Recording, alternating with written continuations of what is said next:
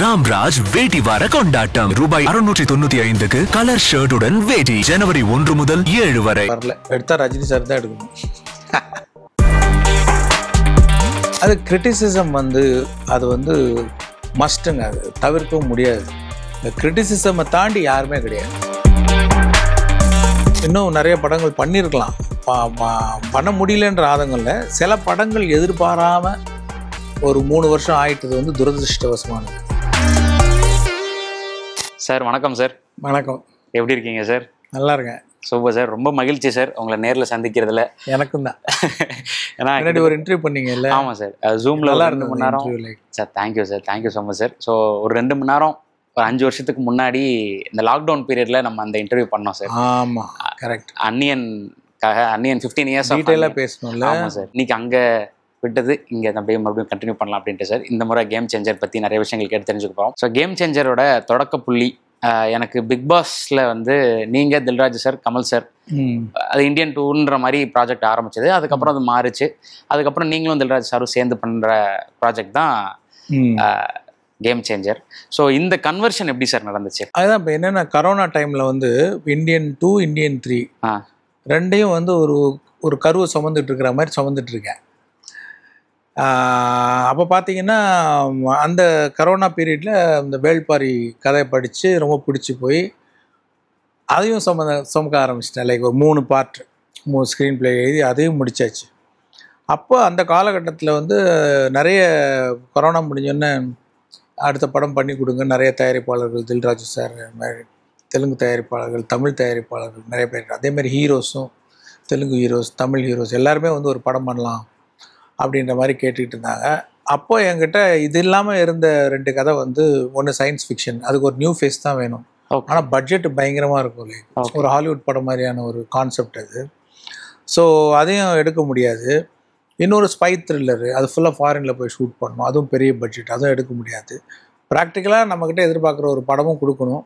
அன்றைக்கி கரோனா சூழ்நிலைக்கு முதல்ல ஸ்லோவாக ஆரம்பிச்சுட்டு போக இப்போ கொஞ்சம் நிறைய க்ரௌட் இருக்கிற இதெல்லாம் பண்ணலான்ற பிளானில் இருக்கும்போது எனக்கு ஸ்கிரிப்டு என்னுடைய ஸ்கிரிப்டு ஆல்ரெடி 2 சுமந்துட்டுருக்கோம்.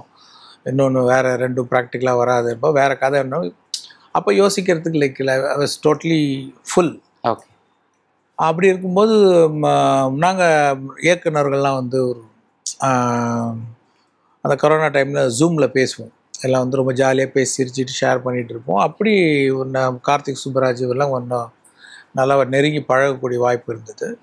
அப்போ நம்ம நண்பர்கள்ட்டேருந்து ஏதோ கதை நமக்கு சூட்டபுளாக இருந்தால் பண்ணலாம் அப்படின்போது அவர் நான் ஒரு கதை வச்சுருக்கேன் சார் அப்படின்னு அந்த கதையை உங்கள் இன்ஸ்பிரேஷனில் எழுதின கதை தான் அப்படின்னாரு. எனக்கு இப்போ பண்ணுறதுக்கு கொஞ்சம் கஷ்டம், நீங்கள் பிடிச்சா பண்ணுங்க சொன்னார். எனக்கு பிடிச்சிருந்தது. சொன்ன மாதிரி அவர் நம்ம இன்ஸ்பிரேஷனில் பண்ணார் சொன்னதுக்கு நமக்கு அதை பிடிக்கிறதுக்கு மேபி சிங்காக இருக்கும்னு தெரில. அது பண்ணலாம் அப்படின்னு சொல்லிட்டு அது அப்படி டிசைட் பண்ணது தான் கார்த்திக் சுப்பராஜோட கதை. அதில் அதை நான் அந்த ஃபுல் ஸ்டோரியை சொன்னார். அதை ரெக்கார்ட் பண்ணிவிட்டு அதை ஸ்க்ரீன் பிளேவாக மாற்றி அப்புறம் நிறைய விஷயங்கள்லாம் சேர்த்து அது கொஞ்சம் கொஞ்சமாக ஷேப் பண்ணி இப்போ இந்த படம் வரப்போகுது. எனக்கு இந்த கில்லி தூள் அந்த இது படம் தில், இந்த மாதிரி படங்கள்லாம் ரொம்ப பிடிக்கும். தரணி சார் படம் அது அதே மாதிரி அங்கே தெலுங்குலேயும் ஒக்கடு, போக்கிரி அந்த படங்கள்லாம் பிடிக்கும். எனக்கு பரபரன்னு ஒரு நல்ல ஒரு என்டர்டெய்னராக இருக்கும். ஸோ நம்ம ஒரு படம் அந்த மாதிரி பண்ணி பார்க்கணும் அப்படிங்கிற மாதிரி ஒரு ஐடியா இருந்தது. ஸோ இந்த ஸ்கிரிப்ட் அதுக்கு மேட்சிங்காக இருந்தது. லைக் ஸோ ஒரு பரபரப்பான ஒரு நல்ல மாஸ் மசாலா ஃபிலிம் அந்த மாதிரி ஷேப் ஆகிருக்கு. அது நீங்கள் தான் பார்த்துட்டு சொல்லணும்.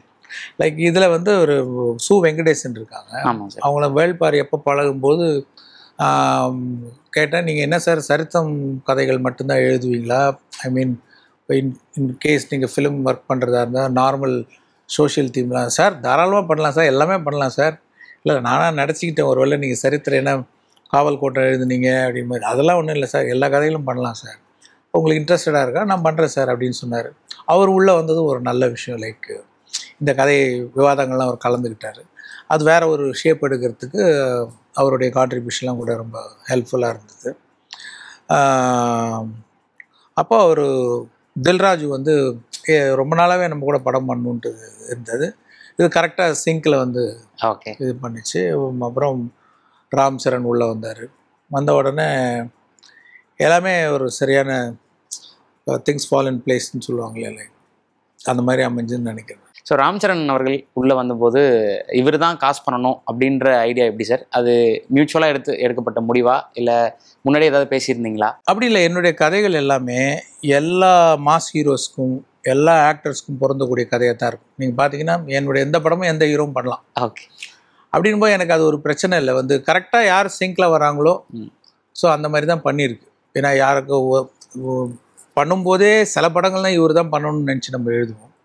இது வந்து யார் வேணால் பண்ணலாம் அப்படின்ற மாதிரி ஒரு கதைன்னும் போது அவர் ஒரு மாஸ் ஹீரோ, நல்ல எஸ்டாப்ளிஷ்ட் ஹீரோ. இப்போ நம்ம கதாநாயகனுக்கு வேண்டான எல்லா இதுவும் ஃபீச்சர்ஸு, ஐ மீன் பர்ஃபார்மன்ஸு எல்லாமே இருக்குது அவர்கிட்ட.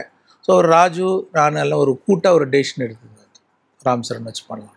சார், நாயக்கோட ரிசல்ட்டு தான் உங்களை வந்து மற்ற லாங்குவேஜில் ஃபோக்கஸ் பண்ணாமல் தமிழ்லேயே நம்ம கான்சன்ட்ரேட் பண்ணுவோம் அப்படின்னு நினைக்க வச்சுதா அப்படின்றத தெரிஞ்சுக்கணும் அப்படின்னு நினைக்கிறேன் சார். அப்படிலாம் இல்லைங்க. வந்து என்னென்னா நம்ம ஒரு எஃபர்ட் போடுறோம். அது எஃபர்ட் வந்து இப்போ பாய்ஸ் படம் எடுத்திங்கன்னா நிறைய பேர் ரசூல் பூக்குட்டிலேருந்து உங்கள் படங்களே எனக்கு ரொம்ப பிடிச்ச படம் பாய்ஸ் தான், it's close to my heart அப்படின்றாங்க. இவ்வளோ வருஷம் கழித்து அந்த படம் வந்து ஒரு எல்லாருடைய ஃபிலிம் மேக்கர்ஸ் பல பேர், ஒரு டாப் டெக்னீஷியன்ஸ் எல்லாருமே வந்து அந்த படத்தை வந்து இது பண்ணுறாங்க. நாயக் வந்து ஒரு படத்துக்கு எவ்வளோ விஷயங்கள் கூடி வர வேண்டியதாக இருக்குது. பல்வேறு விஷயங்கள், அன்னைக்கு இருக்கிற சூழ்நிலை, அன்னைக்கு மக்கள் இருக்கிற மனநிலை, அன்னைக்கு இருக்கிற அரசியல் நிலவரம், அன்னைக்கு இருக்கிற சினிமாவுக்கு இருக்கக்கூடிய சிக்கல். இன்னும் சொல்ல போனால் நாயக் ரிலீஸ் ஆன டயத்தில் வேர்ல்டு ட்ரேட் சென்டர் தான் அந்த செப்டம்பர் 11, இது 7th ரிலீஸ் ஆச்சு. Okay sir. செப்டம்பர் 11 அந்த இது நடந்தது. ஓகே. அது பாதிக்குது படத்தை. வந்து ஃபாரின்லலாம் வந்து அதோடைய இது பாதிக்குது. அப்போ எலக்ட்ரானிக் மீடியா கொஞ்சம் மார்க்கெட் டவுன்றாங்க. எதுனாங்க தியேட்டர் ரிலீஸ் ஆகும்போது சில ஸ்டேட்ஸில் ரொம்ப பிரமாதமாக இது பண்ணுறாங்க, இன்னும் சில இடங்களில் வந்து அது இதில். ஆனால் டெலிவிஷன் வந்ததுக்கப்புறம் அது பார்க்காத ஆளே இல்லை, பாராட்டாத ஆளே கிடையாது. கொஞ்சம் காலம் தாண்டி வருது சில படைப்புகளுக்கு வந்து கிடைக்கக்கூடிய ஒரு என்ன சொல்கிறது ரிசல்ட்டு. ஓகே. அவங்க வந்து இது அனில் கபூர் சொல்கிறாரு வந்து லைக் சார் டெலிவிஷனுடைய ஷோலே சார் இது அப்படின்றாரு. ஓகே. அத்தனை தடவை டெலிகாஸ்ட் பண்ணி அது ரொம்ப இதாச்சு. எனக்கு அந்த ரிசல்ட்லாம் இல்லைங்க. வந்து ஹிந்தி படங்கள் வந்து எனக்கு வந்து ஜென்டில்மேன்லேருந்து தான் வந்துட்டுருக்கு ஹிந்தி படங்கள். அது வந்து செட் ஆகணும். வந்து ஆக்டர், ப்ரொடியூசர், டைரக்டர் 3 பேரும் கதை விஷயமாகட்டும், இன்னும் பல விஷயங்கள், தேதிகள், இதெல்லாம் செட் ஆகணும். எனக்கு செட் ஆகலை அது. அதனால தான் வந்து எனி டைம் பண்ணுவேன் நான். இப்போ கூட இவரோட ரன்வீர் கூட பண்ணுறதா பிளான் பண்ணோம். அப்புறம் இப்போ என்னென்னா அதை விட இன்னும் பெருசாக பண்ணணுன்ற மாதிரியான ஒரு தாட்டு போயிட்டுருக்கு. ஒரு படம் எனக்கு மொழிகள்லாம் ஒன்றும் இல்லை, எந்த மொழியாக இருந்தாலும் ஓகே, அது சரியாக வரணும், அது சிங்க் ஆகணும். ஆக்டர், ப்ரொடியூசர் அண்ட் டைரக்டர் கரெக்டாக சிங்க் ஆச்சுன்னா ஹிந்தி ஆகட்டும் எந்த மொழியாக இருந்தாலும் பண்ணலாம். இப்போ நீங்கள் அது அன்னியன் ரீமேக்னு அனௌன்ஸ் பண்ணது சார். இப்போ அன்னியன் ரீமேக் இல்லை, அவர் கூட இல்லை, வேறு படம் இல்லை. அவங்க இப்போ என்னென்னா லைக் இப்போது நிறைய படங்கள் இப்போது பேன் இண்டியா படம்னு வர ஆரம்பிச்சிருச்சு. அது பேசின காலகட்டத்தில் இருந்ததுக்கும் இப்போ இருக்கிறதுக்கும் வேறு மாதிரி அப்படின்னும் போது அவங்க வந்து இன்னும் பெருசாக பண்ணலாம் அப்படிங்கிற மாதிரியான ஐடியாவில் தான் இருக்காங்க. ஸோ இப்போ 2024 உங்களை ரொம்ப இம்ப்ரெஸ் பண்ண படங்கள் என்ன சார்? தமிழ்னு இல்லை, நான் ஜென்ரலாக கேட்குறேன். இல்லை, சட்டுன்னு கேட்டேன்னு ஞாபகம் வர படம் லப்பர் பந்து தான். சூப்பர். லப்பர் பந்து ரொம்ப அருமையாக இருந்தது. அந்த படம் பார்த்து ஆச்சரியப்பட்டேன். ஸ்கிரிப்ட் ரைட்டிங் ஆகட்டும், மேக்கிங் ஆகட்டும். மெயினாக வந்து நான் ரொம்ப ஆச்சரியப்பட்டது தினேஷனுடைய நடிப்பு, ஆக்டிங். செம்ம ஆக்டிங் அது. அந்த மாதிரி ஒரு எந்த ஆக்டருடைய சாயலும் இல்லை. அப்படி ஒரு நடிகர் எனக்கு தெரிஞ்சு ஒரு தனியாக இருக்கார். அவர் அலட்டாமல் நடிக்கிறாரு, ஆனால் கரெக்டாக நடிக்கிறாரு. இன்னும் கேட்டால் நடிக்கிறாருன்னு தெரில. ஓகே. ரொம்ப அற்புதமான ஒரு நடிப்பு. ரொம்ப I was very much impressed with Dinesh. நல்ல வேலை சொல்கிறதுக்கு ஒரு சந்தர்ப்பம் கிடைச்சிது. ஜென்ரலாக நான் ட்வீட் பண்ணுவேன், ஒரு படம் நல்ல படம் பார்த்தா ட்வீட் பண்ணுவேன். ஆனால் என்னென்னா அந்த படம் பார்த்த உடனே எனக்கு அன்றைக்கி ஒரு 1 hour கிடச்சின்னா ட்வீட் பண்ணிவிடுவேன். Okay sir. கிடைக்கலன்னா போயிடும், அது மிஸ் பண்ணிவிடும். வந்து அந்த மாதிரி நான் சொன்ன படங்களை விட ட்வீட் பண்ணாத படங்கள் தான் ஜாஸ்தி. ஓகே. அதில் ஒரு படம் தான் லப்பர் பந்து. ஸோ இந்த சந்தர்ப்பத்தை அந்த மொத்த டீமுக்கு என்னுடைய வாழ்த்துக்களை தெரிவிச்சுக்கிறேன். Super sir. Particularly Dinesh Dinesh and அந்த ஒரு சுவாசிக்காவா அவங்க. ஆமாம் சார். பிரமாதம் அவங்க நடிப்பு, ரொம்ப டெப்த்தோட ஒரு பர்ஃபார்மன்ஸ். ஸோ அடுத்து என்ன சார்? இந்தியன் 3, வேல்பாரி. ஆமாம், எல்லாம் ஆரம்பிச்சிடும். எல்லாம் ஆரம்பிச்சிருமா சார்? இப்போ அடுத்து இந்தியன் 3 எப்போ எதிர்பார்க்கலாம் சார்? இது முடிஞ்ச உடனே ரிலீஸ் ஆனதுக்கப்புறம் அதை பற்றி வேலை ஓகே டிஸ்கஷன்லாம் போய் அது அந்த வேலைகள்லாம் ஆரம்பிச்சிடும். பயோபிக் ஏதாவது எடுக்கணும்னு உங்களுக்கு ஆசை இருக்கா சார்? இல்லை சார், இன்னும் அந்த மாதிரி ஐடியா வரல இது வரைக்கும். வரல? வரல. Okay sir. எடுத்தால் ரஜினி சார் தான் எடுக்கணும். Super sir. நானே சொல்கிறதுக்கு முன்னாடி நானே எதிர்பார்க்கல. சூப்பர். அவ்வளோ ஒரு நல்ல ஒரு அவரை பற்றி எதுனா சொல்கிறேன், எல்லாருக்கும் சொல்கிறது, எல்லாருக்கும் தெரிஞ்சது தானே. நீ கேட்டவொன்னே டக்குன்னு தோணுச்சு sir. Super matter sir. Shankar sir டைரக்ஷனில் ரஜினி சாரோட பயோபிக் அப்படின்றது வந்து பயங்கரமாக இருக்கும் சார். யார் நடிக்கலாம்? ஏங்க இப்போதாங்க ஸ்பார்க், இப்போ ஜஸ்ட் இந்த ஒரு நிமிஷம் முன்னாடி வரைக்கும் அந்த ஸ்பார்க் இருக்கு. வந்து கேட்ட உடனே டக்குன்னு ஸ்பார்க் ஆயிருக்கு. பார்க்கலாம். அது இன்னைக்கு சோஷியல் மீடியா பாசிட்டிவிட்டியை தாண்டி நெகட்டிவ் தான் சார் நிறைய இடங்கள்ல இருக்கு. ஸோ இந்தியன் 2 பற்றின நிறைய விஷயங்களுமே சரி, அது வந்து உதாரணமாக சொல்கிறேன் சார், வெளியே நடக்கிற எல்லா விஷயங்களும் சரி, இந்த சோஷியல் மீடியாவில் சர்க்காசம் அப்படின்றத தாண்டி ட்ரோல்ன்ற ஒரு விஷயம் வந்து பயங்கரமாக இதாகிட்டு இருக்கு. ஸோ இது ஆஸ் எ கிரியேட்டராக சில விஷயங்கள் வந்து உங்களை அஃபெக்ட் பண்ணும்.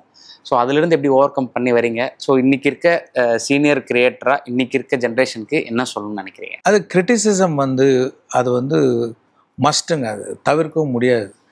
கிரிட்டிசிசமை தாண்டி யாருமே கிடையாது.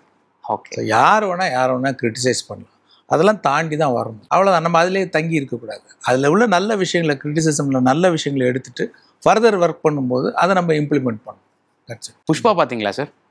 பார்த்தேங்க. எப்படி நல்லா இருந்தது. அது எப்படின்னா அந்த அந்த அந்த கதாபாத்திரம் ஒரு நல்ல ஒரு ஷேப் பண்ணி வச்சுருக்காங்க. அது பெரிய ரீச் ஆகிடுச்சு. அவர் என்ன பண்ணுறான்றலாம் செகண்டரி, ஆனால் அது எல்லாருக்கும் பிடிக்கிற ஒரு கதாபாத்திரமாக ஷேப் பண்ணிட்டாங்க. ஸோ அது எல்லாருக்கும் பிடிச்சி போச்சு. ஆல் ஓவர் த கண்ட்ரி அது பிடிச்சி போச்சு. ஸோ அது மேலே ஒரு எதிர்பார்ப்பு இருக்குது. ஸோ அந்த எதிர்பார்ப்புக்கு தகுந்த ஒரு ரைட்டிங் அவர் எழுதியிருக்காரு சுகுமார். அவர் இது என்ன எதிர்பார்த்தாங்க, என்ன அவர் டெலிவர் பண்ணாரோ அது கரெக்டாக தியேட்டரில் வந்து அதனுடைய ரிசல்ட் வருது. ஸோ இந்த 30 வருஷம் 15 படம் அப்படின்றது உங்களுக்கு என்னைக்காவது இன்னும் கொஞ்சம் படம் பண்ணியிருக்கலாம் அப்படின்னு ஏதாவது தோணியிருக்கா சார்? அப்படி இல்லைங்க, வந்து இவ்வளோ பண்ணதே பெரிய விஷயம் தான். நான் சொன்னது இல்லை சார், 15 படம் நான் கவுண்டாக ரொம்ப இதுவாக இருக்கலாம். ஆனால் ஒவ்வொன்றும் பெரிய பெரிய விஷயங்கள். ஸோ அதுக்கான கால அவகாசம் புரிஞ்சுக்க முடியுது. ஸோ இருந்தாலும் இல்லை, ஆக்சுவலாக வந்து இன்னும் நிறைய படங்கள் பண்ணியிருக்கலாம். பண்ண முடியலன்ற ஆதங்கள்ல சில படங்கள் எதிர்பாராமல் ஒரு 3 வருஷம் ஆயிட்டது வந்து துரதிருஷ்டவசமானது. அது வந்து அது ஏன் கண்ட்ரோலில் இல்லாமல் அந்த 1.5 வருஷத்தில் முடிக்க வேண்டியது 3 வருஷம் ஆயிட்டுங்கிற ஒரு விஷயங்கள் இருக்குல்ல, அதை நான் எதிர்பாராமல் நடந்தது. அது ஆகாமல் இருந்தால் இன்னும் கொஞ்சம் படங்கள் பண்ணியிருக்கலாம். அந்த 1.5 வருஷம் சில படங்களுக்கு எக்ஸ்ட்ரா போச்சு இல்லை, அது இருந்தால் இன்னொரு 2-3 படம் எக்ஸ்ட்ரா பண்ணியிருக்கலாம். அவ்வளோதான். அந்த ஒரு ஆதங்கம் இருக்குது. பட் ஆதங்கம் இருந்தாலும் என்னங்க, அதான் ரியாலிட்டி. இப்படி தான் இருக்குது. அது நம்ம நினைக்கிற மாதிரியே நடக்குது லைஃப். அது ஒன்று நடக்கும். ஸோ அது போகிற போக்கிலே அது ஃப்ளோவில் போயிட்டு நம்ம இது பெஸ்ட் என்ன பண்ணணுமோ பண்ணோம், அவ்வளோதான். ஸோ அதித்தி கலக்கிட்டு இருக்காங்க தமிழ் சினிமாவில். அர்ஜித் வந்து முருகதாஸ் சார் கிட்ட அசிஸ்டன்ட் டைரக்டராக ஒர்க் பண்ணாருன்றது நீங்கள் நம்ம இன்டர்வியூவில் சொல்லியிருந்தீங்க. ஆமாம். ஸோ அவங்களோட இதை பற்றிலாம் டிஸ்கஸ் பண்ணுறது உண்டா சார்? அதுதான் வந்து என் கூட ஒர்க் பண்ணுன்றது தான் எனக்கு அது ஆசை. ஓகே. ரொம்ப இன்டெலிஜென்ட்டான பையன் அந்த பையன் ரொம்ப. ஆனால் என்னென்னா என் கூட ஒர்க் பண்ணான்னா அவனை ஒரு அசிஸ்டன்ட் டைரக்டரை ட்ரீட் பண்ண மாட்டாங்க யாரும். டைரக்டரோட பையன் அப்படின்னும்போது அவனுக்கு ஏதாவது சலுகைகள் கொடுத்து அவன் எதுவும் கற்றுக்க முடியாமல் போயிடுமோ அப்படிங்கிற ஒரு தயக்கத்துக்காக தான் வந்து வேறு யார்ட்டையாவது ஒர்க் பண்ணால் பெட்டர் அப்படின்ற மாதிரி ஃபீல் பண்ணேன்.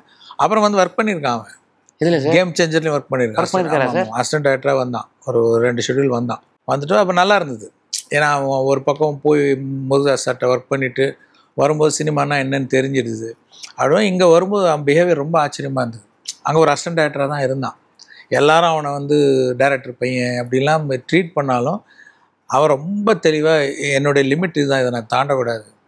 அங்கே வந்து நான் டைரக்டர் என்ன மரியாதை கொடுக்கணும், அவர் சொல்கிறத செய்யணும் அப்படின்போது ரொம்ப நல்லா இருந்தது. எனக்கு ஆரோக்கியமாக இருந்தது. லைக் திடீர்னு மைக்கில் கூப்பிடும்போது சார் அந்த அந்த அளவுக்கு. ஆமாம், சம்டைம் சார்னே சொல்லியிருக்கான். வந்து சொல்லுவா வெரி ஸ்வீட் பாய். லைக் எல்லோரும் இம்ப்ரெஸ் பண்ணிட்டான் ஒர்க் பண்ணும்போது. என்ன சார் பையன் எப்படி ஒர்க் பண்ணுறான் அப்படின்னு சொல்லி துருன்னு இங்கே எங்கேயும் ஓடுவான். என்ன சொல்கிறோமோ டவால் செஞ்சுட்டு வந்து நிற்பான். நெக்ஸ்ட் என்ன பண்ணணும்பா. ரொம்ப நல்லா இருந்தது. லைக் ஸோ டைரக்ஷன் தானா சார்? ஏன்னா பெர்ஃபார்மன்ஸாகவும் கலக்கிறாரு. ரெண்டும் ஓப்பனாக இருக்கான். லைக் வந்து ஒரு நல்ல ஸ்கிரிப்ட் வந்ததுன்னா அவன் வந்து ஆக்டிங்லேயும் அவனுக்கு இன்ட்ரெஸ்ட் இருக்குது. அவன் நல்லா டான்ஸ் ஆடுவான். அப்புறம் கொஞ்சம் போய் எல்லாம் கற்றுக்கிட்டு இருக்கான். கொஞ்சம் கொஞ்சம் டைம் வரட்டும், அப்போ எல்லாம் வெளியில் வரும். எல்லாம் ரொம்ப திறமையான பையன் வந்து is having a very bright future. Super sir. ஆனால் யாரோ மாதிரி சொல்கிறீங்களா சார், உங்கள் பையனை பற்றி திறமையான பையன், அந்த பையன் மற்றவங்க சொல்லணுங்க. நானே கொஞ்சம் ஜாஸ்தி சொல்லிட்டணும்னு நான் யோசிச்சுட்டு இருக்கேன். நான் மற்றவங்க சொல்லணும் வந்து. சார் நீங்கள் அடுத்த செட்டு வந்துட்டாங்க சார். இப்போ அஜித் வராப்பில், சாய் அபியங்கர் வராப்பில், ஹாரிஸ் சாரோட பையன் அவரு வராப்புல, ஜீவா சாரோட பொண்ணு சனா அவங்க வராங்க. ஸோ அடுத்த செட் ஆஃப் நபர்கள் வந்து சினிமா இண்டஸ்ட்ரியில இருந்து அவங்க ஒரு விஷயத்த வந்து கிரியேட் பண்ணும்போது ரொம்ப அழகா இருக்கு.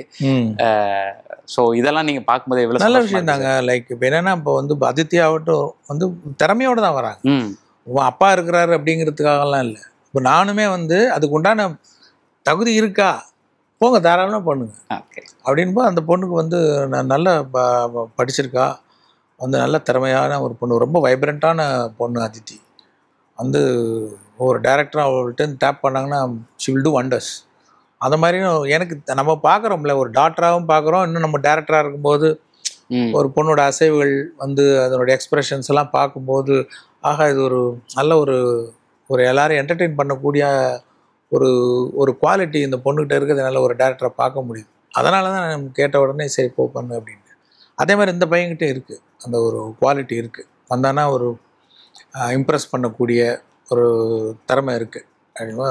ஸோ கண்டிப்பாக வருவார் சார். இன்னொரு பக்கம் ஜேசன் விஜய் சாரோட சன் அவருமே டைரக்ஷன்னு எங்க இருக்காரு. அடுத்த செட்டுன்னு போது ரொம்ப ஆரோக்கியமாக இருக்குது. எல்லாம் வந்து தகுதியோடு வராங்க. என்னென்னா, நீ இன்னாருடைய பொண்ணு இன்னாருடைய பையன் அப்படிங்கிறத வந்து யாரும் வந்து சொல்லிட்டு நீங்கள் அதனால் வந்துட்டீங்க அப்படின்னு சொல்லிடக்கூடாதுனால தகுதியை வளர்த்துக்கிட்டு வரணும். அந்நியன் சமயத்தில் உங்ககிட்ட வந்து உங்களை இம்ப்ரெஸ் பண்ண 5 டேரக்டர்னு கேட்கும்போது நீங்கள் வந்து Murugadoss sir, Bala sir, Dharani sir, Gautham Menon sir, Lingusamy sir 5 பேரை சொல்லியிருந்தீங்க. 2020 5 வருஷத்துக்கு முன்னாடி இந்த அதே கேள்வி உங்கள்கிட்ட கேட்கும்போது வெற்றிமாறன் சார், அவர் லோகேஷ் கனகராஜ், ஹச் வினோத், அருண் பிரபு புருஷோத்தமன், ஹலிதா ஷமீம் இவங்க 5 பேரை சொல்லியிருந்தீங்க. இந்த 5 வருஷம் கழிச்சு அதே கேள்வி உங்கள்கிட்ட நான் கேட்குறேன் சார். உங்களுக்கு டப்புன்னு ஞாபகம் வர்றத டப்புன்னு எனக்கு லப்பர் பந்து டைரக்டரு தமிழரசன், அப்புறம் மாரி செல்வராஜ் நல்லா பண்ணுறாங்க. அப்புறம் எனக்கு படங்கள் தான் எனக்கு ஞாபகம் வருது. லைக் அந்த இது படங்கள் சித்தா பண்ணார் அருண்குமார். ஆமாம், அவர் மகாராஜா படம் பண்ணார்ல, அந்த டைரக்டரோட ஒர்க்கும் ரொம்ப பிடிச்சிருந்தது. அந்த படம் பார்த்ததுக்கப்புறம் அவர் வேற என்ன படம் பார்த்துருக்கான்னு சொல்லி குரங்கு பொம்மை படம், அந்த படமும் பார்த்தேன். அதுக்கப்புறம் வந்து நல்லா இருந்தது, படம் நல்லா பண்ணியிருக்காரு. இன்னும் 1 இருக்கு சார், கணக்கு 5. ஆமாம் சார், இதே மாதிரி 10 கூட இருக்குங்க. எனக்கு சட்டுன்னு ஞாபகத்துக்கு வர மாட்டேங்குது. கண்ணும் கொள்ளையடித்தாலும் தேசிங் பெரியசாமி. ஆமா, அவரோட ஒர்க் பிடிச்சிருந்தது. கண்ணும் கொள்ளையடித்தால். ராம்ராஜ் வேட்டி வார கொண்டாட்டம் ரூபாய் 695க்கு கலர் ஷர்ட்டுடன் வேட்டி ஜனவரி 1 முதல் 7 வரை.